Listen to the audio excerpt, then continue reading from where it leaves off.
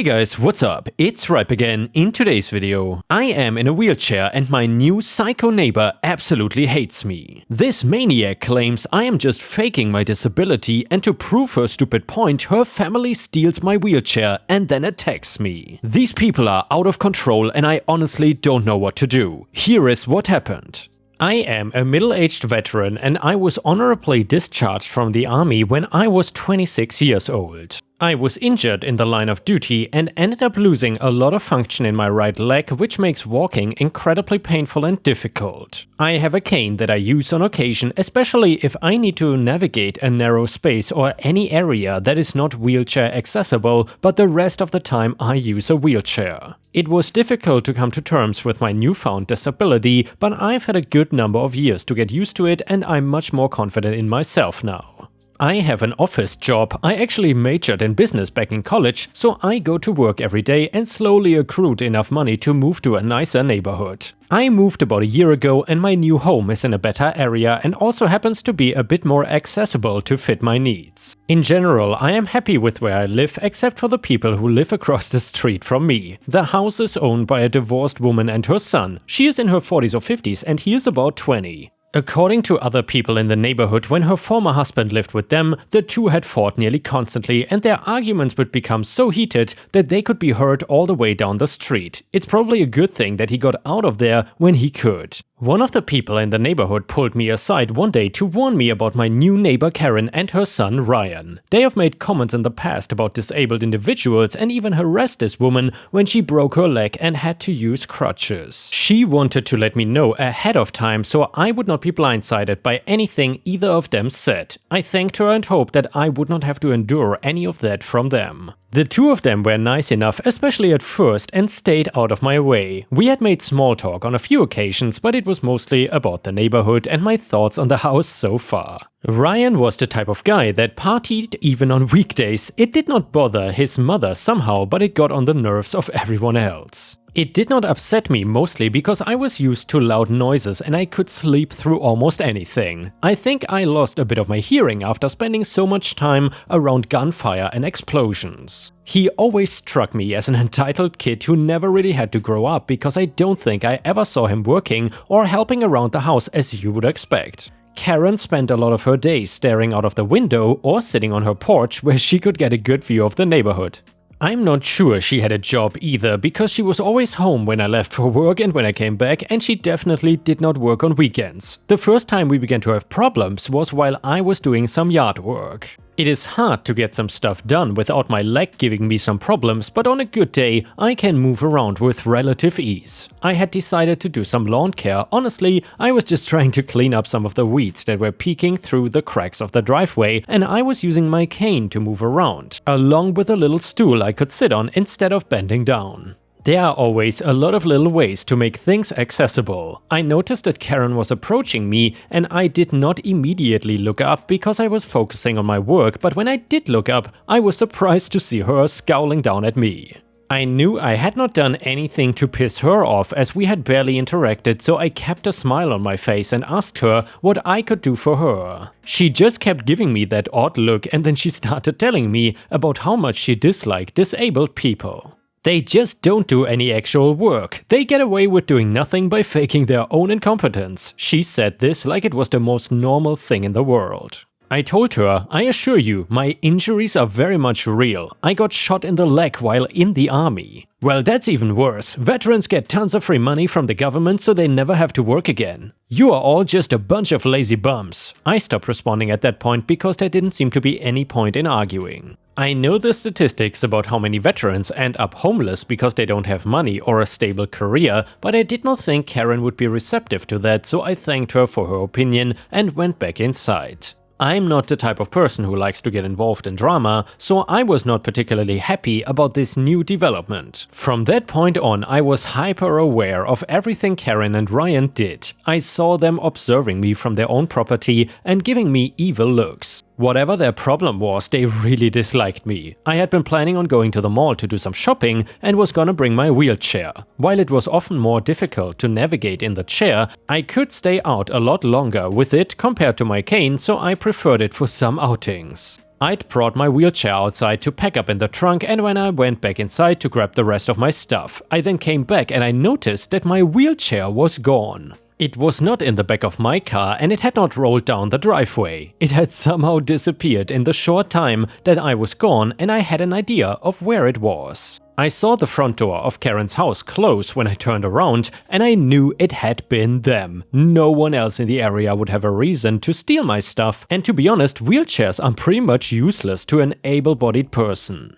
I assumed they wanted to make my life harder or were trying to convince me to admit that I was lying about my disability, but neither of those was gonna happen. I went over to their house and knocked on the door. Ryan opened the door and laughed at me before asking what I wanted, and I told him to give me my wheelchair back. He acted like he didn't know what I was talking about, but I insisted and reminded him that stealing is a crime. He actually had the nerve to spit at me and then pushed me back, causing me to trip on the steps up to the porch and fall down. I only sustained a few scrapes and I was soon back on my feet. He came at me again, and this time I swung my cane at him before he could lay his hands on me. I knocked him out but did not hit him hard enough to kill him or anything, and then I pulled out my phone and called the police. While I was waiting out on the lawn for them to arrive, Karen came out and lunged at me while yelling about how I am crazy and attacked her son. The cops showed up and pulled her off me while she began screaming at them. They were obviously concerned that I'd been the instigator, and I remained calm as I explained the situation to them. They noticed that Karen had a Ring doorbell and asked to see the footage from it, but she kept trying to deflect and change their minds. Obviously, there was something on that video that she didn't want them to see, but she eventually had to show it to them, and they saw what had really happened. Both of them were arrested for assault, and I pressed charges against these complete maniacs. Ryan is definitely gonna have a harder time finding a job with a criminal record, but that is what he gets for attacking me, and he can worry about that after doing his time behind bars. And yeah, Ripe Stars, obviously these neighbors were not the smartest people, because everybody knows that you should never mess with a veteran. But well, if you do, something like this might as well happen. If you enjoy these stories, then please don't forget to post some star emojis in the comments and maybe even subscribe to the channel if you haven't already, because I would very much appreciate that. The next one is titled Getting Petty Revenge. I came from work, and after arriving home, I just took the groceries list and went for shopping at the market next to my house.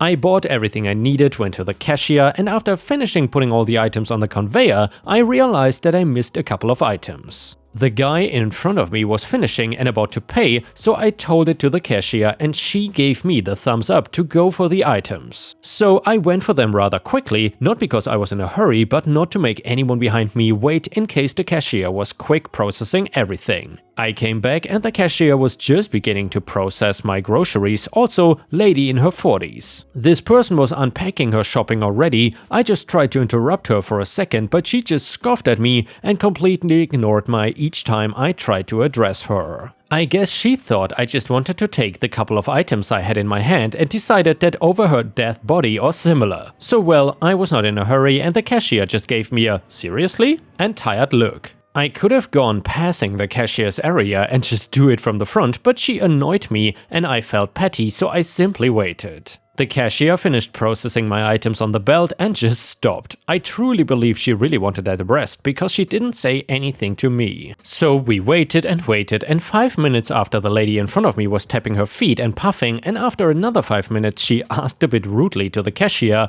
where the heck was the person who had the groceries before her. To which the cashier responded with a smiley, "He is behind you, but you just didn't let him pass earlier." If looks could kill, she grumblingly let me pass and I gave the cashier my items, and of course I paid in cash and took my sweet time to find in my wallet the exact amount of money it was, because I know that late in the afternoon the markets here can be low on cash. I was not able to find the exact amount, but yes, something close to it, and with a nice huffing and puffing as background music. I just said goodbye to the cashier, gave another smirky goodbye to the lady, and I went on my merry way back home. As I said at the beginning, nothing fancy, just petty that put a smile on my face after a long day of work. And the next one is titled Police Got Called. And by the way, Ripe Stars, I just wanted to mention, if you haven't already, please don't forget to check out my new channel called The Readers, which I will link in the comments. Me and other voice actors are reading out stories there and it's really entertaining. Someone called the police because I did not work there. So I have one of those technician jobs where I go all over and work on point-of-sale machines. I often get mistaken for someone that works at the store because I'm behind the counter. Normally people are understanding, but not at this store. When I arrived at this store, I was greeted by the manager and owner of the store because they had been having issues with a barcode reader. The problem was there was nothing I was really able to do about it. We had been having this issue for months and as techs we were not giving any way to fix it. I had the manager and owner threatening to get me fired because I don't want to do my job. They did not like me already because of something that my coworker told them months earlier when I was still in training. I was pretty frustrated just minutes after walking into the store. I spent about 4 hours in this store doing everything to try and fix this issue. This store has a big island in the middle of it and had a cashier on either end, and I was working in the middle of them. I had people come up to me almost the entire time I was there trying to get me to ring them up. I would just tell them I don't work here, you will have to go to the other people, and would point to the cashiers. Then, as I'm about to wrap up for the day, I notice 6 police officers come into the store and start talking to the manager. I didn't catch the whole conversation, but I did hear the cop ask, "Are you sure that everyone behind the counter is supposed to be there?" The manager said, "Yeah, those are my 2 clerks and he's the tech trying to fix the problem." They were there for about 15 minutes and never said anything to me. And now a little bonus story. I was at another store and a lady came up to me and tried to have me ring her up. When I told her that I don't work there, she apologized and joked about it with me. She then had the brilliant idea of me getting a shirt that says, "I don't work here, lady." And the next one is titled, "Life Gets Ruined." So I met my girlfriend on Tinder and we were not exclusive to begin with. We got along great and I thought we had a future. Anyway, she got pregnant and we were kind of excited to start a family. When the baby was born, it was very obviously not mine.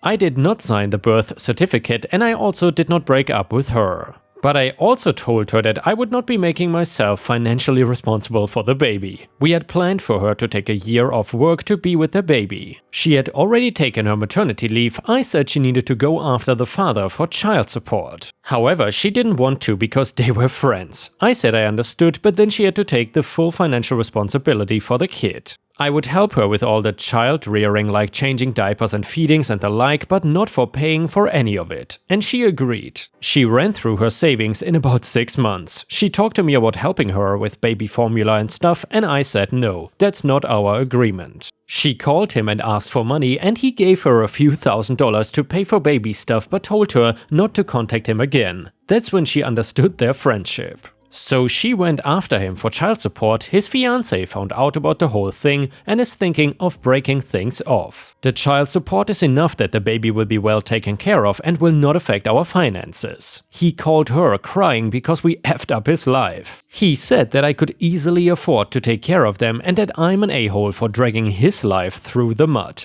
She feels terrible about it and blames me for not just stepping up and considering her a single mom. I love my girlfriend and the baby and I have no problem raising the baby, but I don't think I should be held financially responsible when the father has resources and tried to evade responsibility. Am I the jerk? And yes, Ripe Stars, I will ask you here, do you think that OP is the a-hole or not? Let us know in the comments. The first comment said, not the a-hole. It's good that you are willing to be a family with your girlfriend and her baby, and according to you, you could afford to support them. But that does not absolve the biological father of responsibility for the maintenance of his kid. And what if, God forbid, something happened to you and you could not afford it anymore? What happens then? Comment number 2, I'm going with everyone sucks here and I don't think this is gonna be popular. So basically, you knew she had intercourse with other people at the beginning of the relationship, but you never considered that the baby was not gonna be yours? That's a mess of a situation, mainly for the kid. Of course, both parents should be responsible financially for the kid, but how are you gonna live with them and not spend money on the kid? What happens if your girlfriend needs help with medical bills? You wanna raise the kid, but you don't want any financial responsibility towards them. That's not what being a parent is like. And the next one is titled, Puncture my tire, I will puncture all your vehicles. This took place 15 or 20 years ago. I was invited to play poker at a friend's of a friend's house. I had never met the host and never been there before, but I knew most of the people. The house was only a 15-minute walk or a 2-minute drive from my place, but I had never been on that cul-de-sac before. At about 3 in the morning, the last of us poured out of the house and into our cars. I felt something was off the moment I sat in my little car, but it did not register. I was very tired. Everyone else left and the host house went dark as I let my car warm up. It was very cold outside. When I tried to pull away, I knew something was wrong. My car was not moving normally. Having hardly moved from my spot, I stopped and stepped out of my car. That is when I noticed I was too close to the ground. By the moonlight I could see all my tires were flattened. My car was sitting on the ground. I sat back inside my car to collect my thoughts and keep warm. That is when I noticed writing in the dew in my rear window. It read, "A few." I got out and stood over my rear window, reading it in disbelief. I looked around my car for other evidence, but found none. The cul-de-sac was mostly empty, but had been full when all the poker players were there. I reasoned it was a resident who thought they owned the road and didn't like us taking up their spots. This was a Saturday night. We all showed up around 9 in the evening, and now it is 3:20 in the morning. It is a public dead-end road. Not wanting to leave my car in this place where it had been vandalized, I drove ever so slowly on flat tires back to my place and parked in my spot. When I got out again, I saw the tires were destroyed from driving on them. It is possible the perps only let the air out of the valves. If that was the case, I had finished the job of completely destroying them and costing myself hundreds to replace them. After a rest at home, I resolved I could not live with this offense, and I reasoned the perp must have been the home I had parked in front of, so I grabbed a pocket knife and hiked back to that neighborhood. At the house I had been parked in front of, there were 3 vehicles in the driveway, a car, then a pickup truck that looked like a dirty, well-used work vehicle, and then another car that looked like it didn't move. Starting with the pickup truck, I used my pocket knife to flatten all 4 tires, and then the car in front of it. I walked off quickly. I never had a reason to return to that particular piece of road again. Fast forward a week later, I see my friend who rented a room at the poker house. I asked about parking on his cul-de-sac, and he revealed there were neighbors across the road who battled over parking. He said they went at it fairly often over the previous year. Fast forward 2 months later, still, I see my friend and again ask about parking on his road. This time he wants to know why. So I tell him the above story, and he says, "Oh, that's why." I asked what happened. He said the street has been silent and there hasn't been any fighting for parking in a couple months. A year later, my friend said that night must have been the end of it, as he had never seen or heard fighting again. And with this, we have reached the end of the video. Thank you so much for watching, and please don't forget to check out my playlists for more awesome videos. Also, if you haven't already, I would very much appreciate it if you could subscribe to the channel and turn on the bell to not miss any videos. Thank you so much. I will see you again tomorrow.